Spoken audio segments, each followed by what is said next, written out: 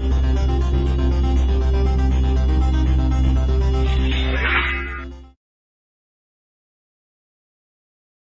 Lisa from Mobile Tech Review, and this is the Amazon Kindle Fire. This is their new 7-inch ebook reader, video player, you name it, everything to consume Amazon content and some other content as well. So you can see something from Amazon. Well, you would think of it primarily as a book reader, wouldn't you? But right now we're in the video screen, for example, and this looks like something out of a page of iTunes or something like that. You've got Prime Instant Videos featured here, movies that you can rent, TV shows that you can rent, all that kind of thing. If you go back to the home view, you'll see that we've got newsstand, books, music, video, documents, which is anything that you send yourself using the Amazon Send Yourself Stuff function over email, apps, and the web browser. And yes, it works in both portrait and landscape modes. You just turn it and the screen rotates. So whichever way you like looking at your content better, you can do. Probably not going to want to read books this way, but certainly perfect for movies and for web browsing as well. The Amazon Kindle sells for only $199. That's incredibly cheap. Usually for that price you only get bargain basement tablets that run old versions of the Android OS and have nasty resistive screens. This is the first high quality product we've seen at this price point. And how does that work? Why does everybody else charge more for their tablets? Well, Amazon's willing to lose some money on the hardware if they need to, because they're hoping that you're going to subscribe to Amazon Prime service, which is going to cost you $80 a year, and you can stream about 10,000 movies and TV shows, and also get free second-day shipping when you purchase physical stuff from Amazon. And they figure you're going to buy books and magazines and maybe even some applications, and they get a cut when you buy an application from the Amazon web store. So that's how they do it. It's a new kind of subsidized process, basically. Sort of like carriers, when you agree to sign a 2-year agreement, they know they're going to make money off you for wireless service, in this case, and Amazon assumes that you're going to be buying their content. Since the device does focus on content provided by Amazon, and Amazon is pretty uniquely positioned to do that, even more so than Apple was when Apple started coming out with iOS products, because they've obviously got largest online bookstore. They have periodicals, they have their videos, they've got their own app store, which is reasonably well populated. In fact, let's take a look at that first, for those of you who are thinking of using this as an Android tablet more than an e-reader or a media consumption device. And you can see right here I've got a bunch of applications already downloaded and installed, and it also uses the bookshelf metaphor, weird as that might be for applications. And if you hit the store, you can see they have a couple of thousand apps. Now, they have most of the top apps that you're going to want, like IMDb, Flickster, Quick Office, Office Suites, that kind of stuff, but a couple of thousand pales in comparison to several hundred thousand on the full Android market, which you do not have direct access to on this device.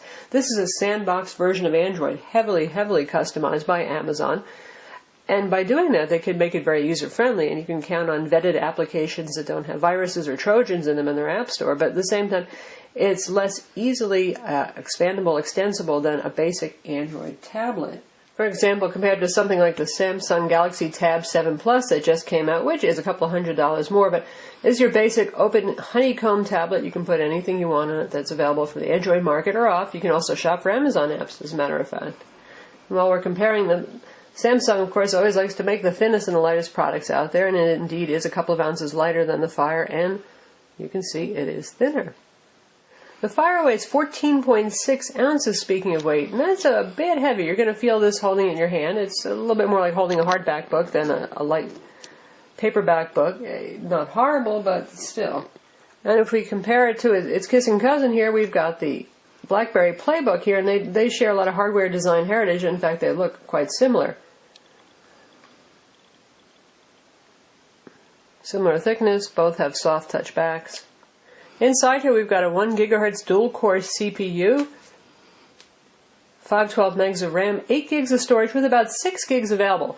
And there is no expansion slot, no micro SD card slot, so you're not going to fit a huge amount of video content on here, let's say. You can put a good number of applications, plenty of books. Books tend not to be large. Magazines can be large, and a lot of the magazines are being delivered as applications. They're very rich and pleasing to look at, but we just downloaded an issue of a magazine, New Yorker, that was 129 megs just for one issue.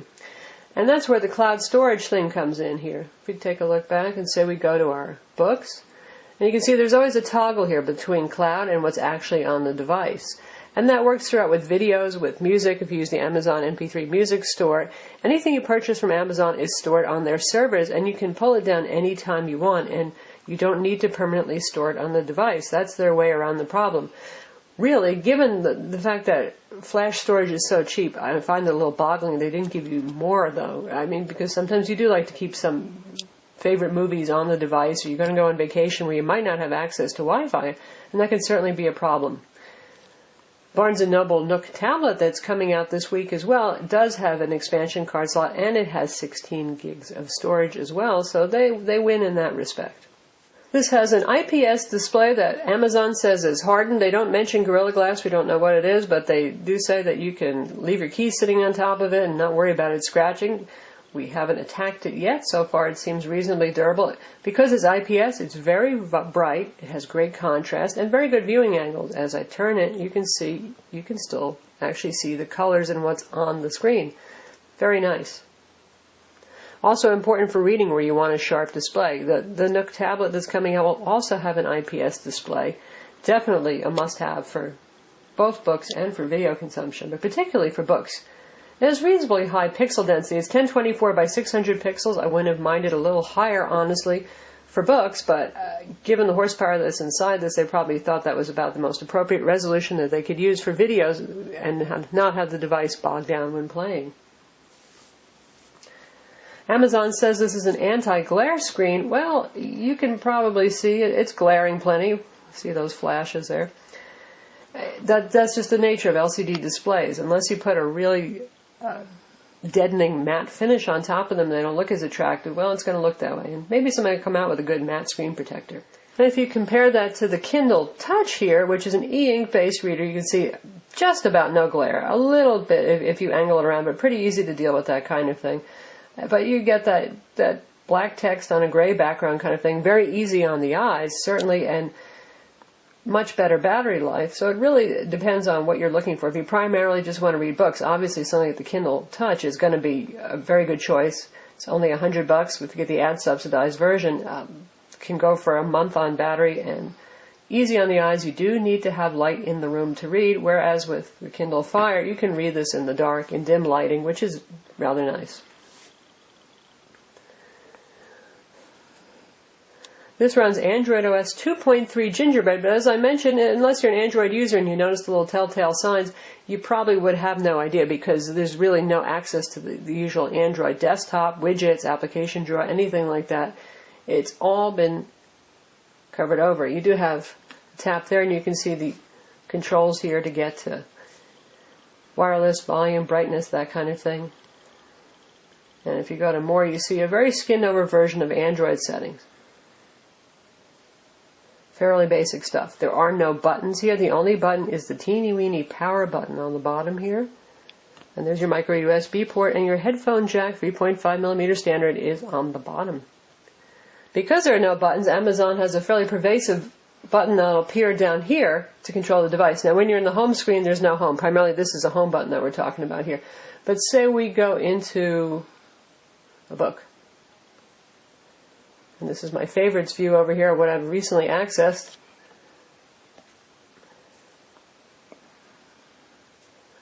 So here we are in our book. And you can see this book happens to have a lot of kind of lovely clippings and graphics, and it looks great in here. But if we want to get to our menus, we tap up near the top here, and then you've got the home button, and in this case we have controls for the font. And we've got many different font sizes. 3 different line spacings to choose from. Margins, you can have it usual black and white, sepia or reverse mode for night reading, and you actually get choice of typefaces, which is kind of new concept for Amazon to actually give you a couple of choices. So you've got several serif and several sans serif fonts to choose from. We hit the home button to get out of that. If we're in videos, you can see here's the home button again, and this indicates that there's some menu functions here, so you can go to settings or help. And pretty basic stuff there. Generally speaking, in terms of settings in these applications, you won't see very much at all. You're really just going to be using that home button and that back button. So since this is a Kindle after all, let's take another look at this. Obviously there's no screen refresh going on here because this is not e-ink. You can swipe or you can tap to change pages. Page turn speeds are pretty good. Certainly adequate. And if you want to bookmark, you just tap in the upper corner, which has become the convention for touchscreen e-ink readers. Now text looks fairly sharp here, and in fact it looks quite sharp. And it makes for a very pleasant reading experience. So if you don't mind reading on LCDs, definitely I say that this is a nice product for reading. Now we've got a comparison here. We've got the HTC Flyer, which is $2.99 for the Wi-Fi version. And we've got the Kindle Fire on the left. And you can see actually that the HTC Flyer looks great too. We're in the Barnes & Noble Nook app. Of course, you can load the Kindle app or any other application that you want. And the HTC actually is a little bit whiter for the background. This has a slightly vaguely purple tint to the background. And I'd say they're just about equally as sharp. So in terms of being able to read ebooks on a LCD-based Android tablet, obviously you can do that on any Android tablet, Nook, Sony, Kindle. They're all available on tablets as well. One thing you won't be able to do with the Kindle Fire is load Barnes & Noble Nook or anybody else's ebook reader unless it's offered on the Amazon app marketplace, and you can be sure that they're not going to allow Barnes & Noble Nook on here, Sony Reader, any of those other applications. Now, for you adventurous types, if folks find a way to root this device, then it could be a go, and you certainly have an incredibly affordable, a $200 reader that you can use with any bookstore that you want that's available for Android. But as of right now, it's going to be only Kindle products for book reading. This uses Whisper Sync, and that means that it'll sync your last read page if it's a book that you bought from Amazon. And you get portrait orientation as well as landscape orientation. There is no facing pages view here, but honestly on a screen this size, I'm not sure that there's a whole lot of utility to having facing pages anyway. Now let's take a look at videos. And while we're here, we're going to try out. You get a free Amazon Prime membership for a month, by the way, to try out to see if you like it. But we're going to check out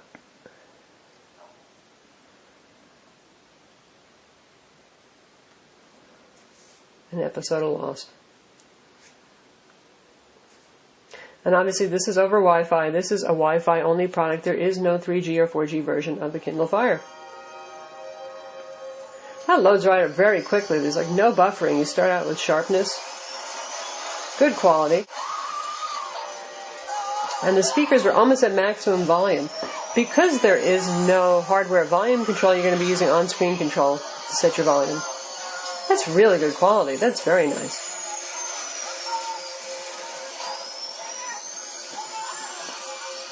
And if you tap it, here's your volume slider right here. Your scrub control if you want to advance through it. And there's a little go back 10 seconds in case you just missed what happened. And a pause button. Sound comes out from the stereo speakers here, and you know, for a tablet this size, that's not bad sound, not bad volume, and you can use the headphone jack, of course, too. Now you can play your own videos as well. Here's access to the library, and the library will show you on the cloud anything that you've purchased from Amazon here, and anything that's on device. But oddly, our videos are not showing up. We put some MPEG-4 videos, which is what this supports. So we downloaded a free file manager. There are several available on the Amazon Marketplace, just like there is on the Android Marketplace, to find our videos using the File Explorer, and we've got a 1080p high-profile trailer we're going to check out now. Not so much of a point to be playing 1080p on this because obviously it's not a 1080p display. It does not have HDMI out, nor does it have DLNA for wireless sharing. But nice to see that it can do it, and it's doing a very good job. Very nice display. Smooth playback. Good times.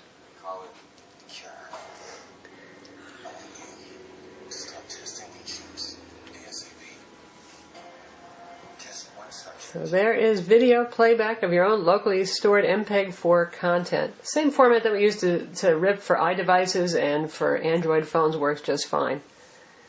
And in this case, if you want to get the home button back, you tap the little arrow here to get to the home button. A little weird. It'd be nice if there actually was a physical home button, but not the end of the world. You get used to it. Now for music, same dealio. If you've purchased anything from Amazon, it'll show up on your cloud here. You can go to the music store. Attractive presentation. Everybody's probably pretty familiar with the Amazon MP3 store, so that works, as you would expect. And then if we take a look at what I put on the device, that did show up. And sometimes it manages to find album art as well. We put M4A and MP3 files on here. And that's what the interface looks like. Get nice big album art over here.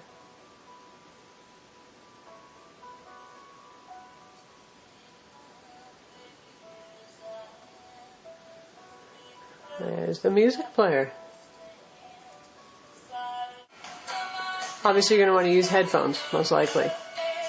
And yes, it plays in the background, so you can read a book and listen to music at the same time. Or surf the web. Speaking of surfing the web, we have Android web browser here with a little intelligent back-end caching from Amazon. Now that Silk browser feature that they use, it depends on their being able to track user behavior. This device has only just come out, so they know what pages are accessed most often, so they can keep cache copies on their server, maybe to speed things up. But nonetheless, browsing speed is fine, and yes, it does have Adobe Flash. And now we'll check out our own web page. You can see you get a nice thumbnail view of the bookmarks there. And it loads quickly over Wi-Fi. Scrolling speed reasonably good, a little jerky sometimes, but it's fine. Pinch zooming, yes. Double tap zooming. Yep. Not bad speed. And yep, it can do Adobe Flash. We'll check out one of our video reviews so you can see it for yourself.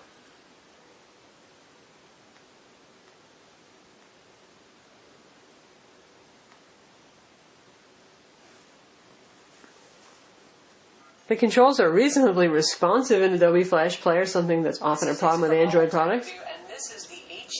Actually, with all products that support Flash. See, I was able to pop out pretty easily to full screen.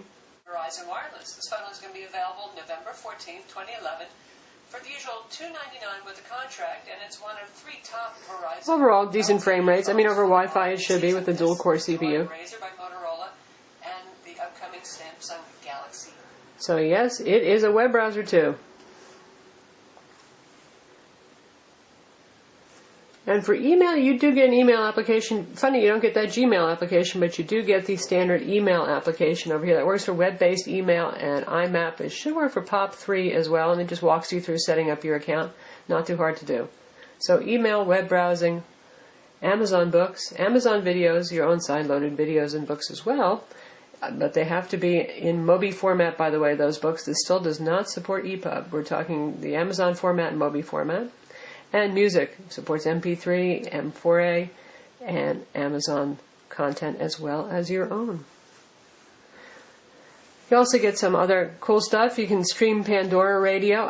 This works with Hulu Plus. It's supposed to work with Netflix, but Netflix is not yet available for download. The device just came out today. I'm sure it will appear because Amazon and Netflix have both said it will be here. So it's nice to see a little bit of competition with services. You're not locked totally into Amazon's Prime Video store or their rental store. You can use Netflix, you can use Hulu Plus. Who knows what might come up in the future. For comics, we got a preloaded shortcut to Comics by Comixology here. And there is some Amazon format comics also in Mobi format or Amazon extension format. So just downloaded comics. And you can purchase comics to read inside of this application. Again, a very attractive graphical presentation. How about applications and games? We're going to check out the store for those of you who haven't ever looked at the Amazon App Store to see what's available. And again, these are the ones that I have installed. There are some suggested ones that they have for all set up for download, and things that are already in my Amazon account too, indicated with a little download arrow in case I want to download them. And there's no folder organization here. It's just this list of applications, and you can't press and hold and drag them. You can press and hold, add it to favorites, put it on your favorite screen, or you can remove it from device. So, organization freaks, you won't be too thrilled. Anyway, let's take a look at the store. Again, a fairly graphical presentation here. And we've got things like Angry Birds featured, Plants vs. Zombies. And we'll take a look at some games. So here we are in the games, and we'll take a look at what the top games are. By the way, Amazon gives away a free application just about every day, so you'll often find something good for free. So we got a lot of the popular ones here: Cut the Rope, Angry Birds, Fruit Ninja, Secrets of Grizzly Manor, Bejeweled 2. We've got some EA games on board for launch. Battleheart. Some kids games as well.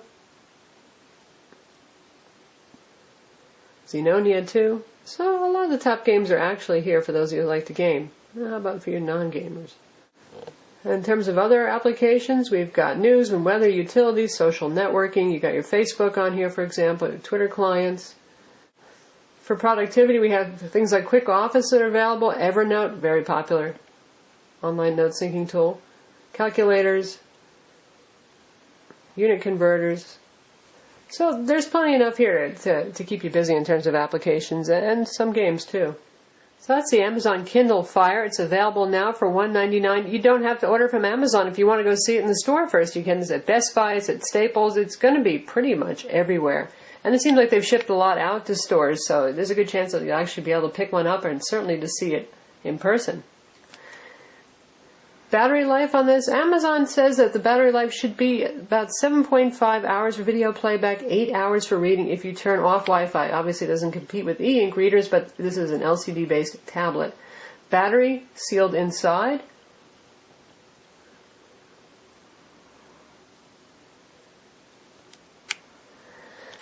And Amazon does include a charger in the box, as they say it charges in 4 hours. And you can also charge it over USB, probably quite slowly given the fact that there's a fairly large battery in this guy, but at least you can do it.